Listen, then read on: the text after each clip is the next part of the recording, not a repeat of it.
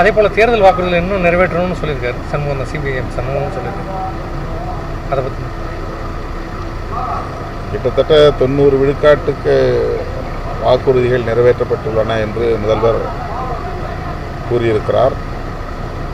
நிறைவேற்றப்படாத வாக்குறுதிகளை நிறைவேற்ற வேண்டும் என்று மார்க்சிஸ்ட் கம்யூனிஸ்ட் கட்சியின் சார்பிலே சுட்டிக்காட்டியிருக்கிறார்கள். 100 விழுக்காடு நிறைவேற வேண்டும் என்பது எல்லோருடைய எதிர்பார்ப்பு.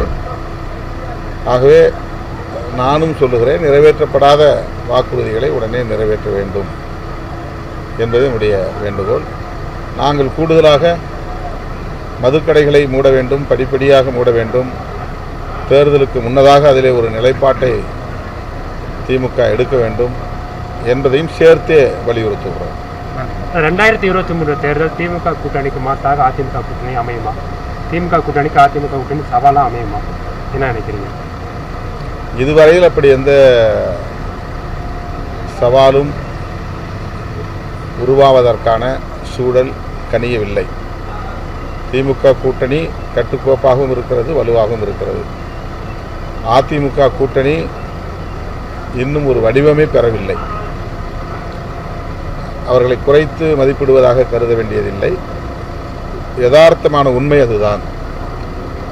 அமித்ஷா அவர்கள் ஒரு முறைக்கு இருமுறை வந்தார், கூட்டணி ஆட்சி அமைக்கப் போகிறோம் என்று சொன்னார். பாஜக எதிர்பார்த்ததைப் போல ஏற்கனவே கூட்டணியில் இருந்த கட்சிகளே அந்த கூட்டணியில் இணைவதற்கு தயக்கம் காட்டுகின்றன.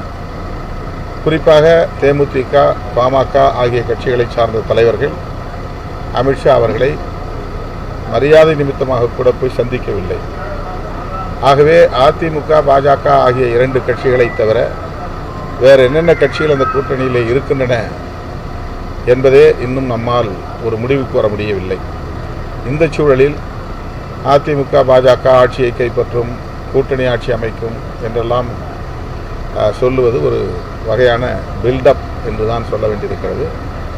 இப்போதைய இந்த நொடி வரையில் திமுக கூட்டணி தான் ஒரு கூட்டணியாக வடிவமும் பெற்றிருக்கிறது, வலுவாகவும் இருக்கிறது.